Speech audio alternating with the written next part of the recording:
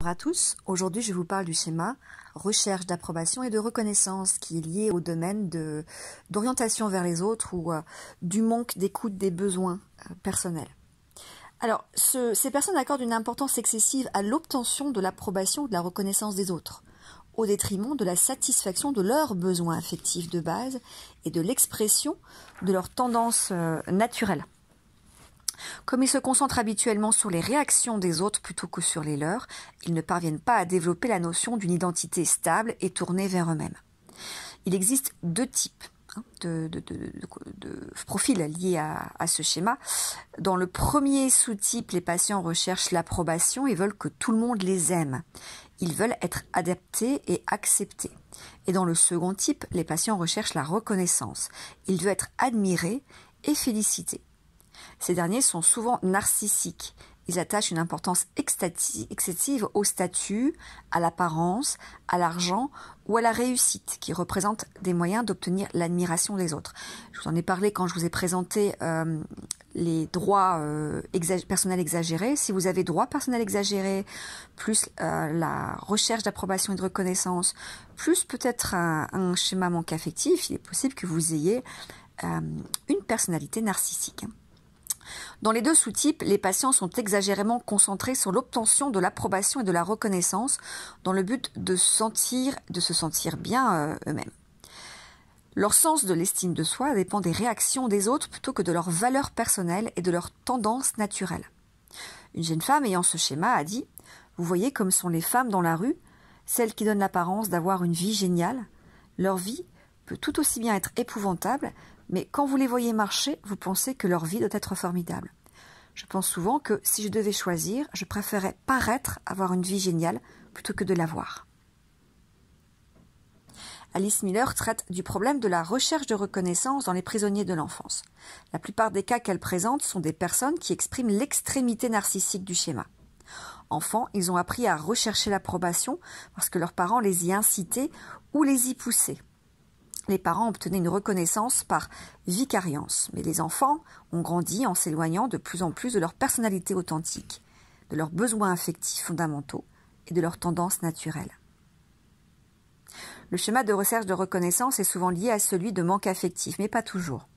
Cependant, certains parents sont capables d'écoute attentive tout en étant demandeurs de reconnaissance.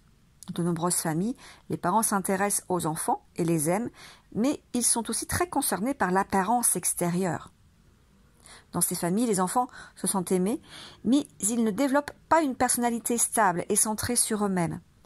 Ils ont de leur personnalité une notion réflexive, fondée sur les réponses des autres. Les patients narcissiques représentent l'extrême de ce schéma, mais il existe des formes plus modérées dans lesquelles les patients ont un fonctionnement psychologique plus sain, tout en se consacrant à la recherche de l'approbation ou de la reconnaissance au détriment de l'expression de soi. Sur le plan comportemental, ces patients sont accommodants et cherchent à faire plaisir aux autres pour obtenir leur approbation. Certains d'entre eux tiennent le rôle de subordonnés obséquieux pour être approuvés. D'autres se montrent très empressés à faire plaisir, mettant les gens mal à l'aise autour d'eux. Ils attachent beaucoup d'importance à l'apparence, à l'argent, au statut, à la réussite et au succès pour obtenir la reconnaissance des autres. Ils recherchent le compliment ou bien se montrent suffisants et vantards à propos de leur réussite. Parfois, ils sont plus subtils et manipulent habilement les conversations afin d'y exposer leurs motifs de fierté. Le schéma de recherche d'approbation et de reconnaissance est différent des autres schémas pouvant conduire à un comportement de recherche d'approbation. Lorsque les patients présentent un comportement de recherche d'approbation, c'est leur motivation qui permet de déterminer si ce comportement est lié à ce schéma ou à un autre. Ce schéma est par exemple différent de celui d'idéaux exigeants ou perfectionnistes, car les patients ayant ce dernier schéma s'efforcent d'atteindre un ensemble de valeurs internalisées, alors que les chercheurs d'approbation et de recherche et de reconnaissance cherchent à obtenir une validation externe. Donc, pour résumer, si vous avez un schéma idéo-exigeant, c'est une injonction personnelle. Dans la recherche de reconnaissance, ça vient de l'extérieur. En fait, vous voulez satisfaire les autres et leur jugement et leur regard. Donc, ce schéma est également différent de celui d'assujettissement, en ce sens que ce dernier est fondé sur la crainte, alors que ce n'est pas le cas du premier. Dans le schéma assujettissement, les patients agissent dans le but d'obtenir l'approbation parce qu'ils ont peur d'être punis ou abandonnés, ou non pas au départ par désir d'approbation. Le schéma de recherche d'approbation et de reconnaissance est également différent de celui d'abnégation, en ce sens qu'il n'est pas fondé sur le désir d'aider ceux qui sont perçus comme fragiles ou nécessiteux. Si les patients agissent dans le sens de la recherche de reconnaissance, parce qu'ils ne veulent pas faire blesser les autres, alors c'est un schéma d'abnégation. Le schéma est enfin différent de celui de droit personnel exagéré, parce qu'il ne met pas en jeu la notion d'automagnification dans le but de se sentir supérieur aux autres. Si la recherche d'approbation constitue un moyen de contrôler, d'obtenir de la puissance ou un traitement spécial, alors le patient a plutôt un droit personnel élevé. La plupart des chercheurs de reconnaissance ont les croyances conditionnelles suivantes. Les gens m'accepteront s'ils m'approuvent ou s'ils m'admirent. Donc il y a bien des croyances qui sont liées à ce schéma. Ce n'est pas le cas de tous les schémas. J'ai de la valeur si les autres m'approuvent. Ou bien, si je parviens à me faire admirer des autres, alors on fera attention à moi. Ils vivent sous l'idée conditionnelle suivante.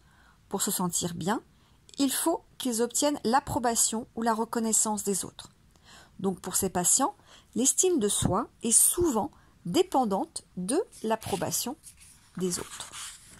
Enfin, le schéma de recherche d'approbation et de reconnaissance est souvent, mais pas toujours, une forme de compensation pour un autre schéma tel que l'imperfection, le manque affectif ou l'isolement social. Donc si vous avez un schéma imperfection, manque affectif ou isolement social, vous allez potentiellement compenser en allant rechercher l'attention et l'approbation des autres. Bien que de nombreux patients utilisent ce schéma pour compenser d'autres problèmes, beaucoup d'autres personnes ont ce schéma parce qu'ils ont été élevés de cette façon. C'est-à-dire que leurs parents attachaient une grande importance à l'approbation ou à la reconnaissance. On parlait souvent à la maison dans ce cas-là du regard des autres. Qu'est-ce qu'on va dire si tu t'habilles comme ça? Et on pourra jamais dire que ma fille a fait ça, ou il est hors de question qu'on dise que ma fille est comme ça, ou qu'elle a fait ça, ou qu'elle est avec celui-ci, ou qu'elle a... Voilà, donc il y avait beaucoup d'importance portée au regard et au jugement de l'autre. Plus d'ailleurs que l'écoute des propres besoins de l'enfant. Ses parents avaient des objectifs et des attentes qui n'étaient pas fondés sur les besoins et tendances naturelles de l'enfant, mais plutôt sur les valeurs de leur culture. Il existe deux formes de recherche d'approbation, l'une est saine et l'autre dysfonctionnelle. Ce schéma est habituel chez les gens qui ont du succès dans de nombreux domaines tels que la politique et le spectacle. La plupart de ces personnes possèdent une habileté très intuitive à obtenir l'approbation ou la reconnaissance et ils sont capables de mimétisme comportemental pour attirer l'affection des gens ou pour les impressionner. Alors, comment va-t-on traiter ce schéma? Le but essentiel est que les patients reconnaissent l'authenticité de leur personnalité au lieu de la définir de façon erronée par une recherche d'approbation. Ils ont passé leur vie à refouler leurs émotions et leurs tendances naturelles parce qu'ils ne se préoccupaient que d'obtenir l'approbation ou la reconnaissance des autres. Comme leur personnalité vraie a été refoulée et que leur personnalité chercheuse d'approbation a dirigé leur vie, leurs besoins affectifs fondamentaux n'ont pas été satisfaits. Comparé à l'expression authentique de soi, aussi bien sur le plan des émotions, des pensées et des comportements, l'approbation par les autres n'apporte qu'une satisfaction personnelle et transitoire.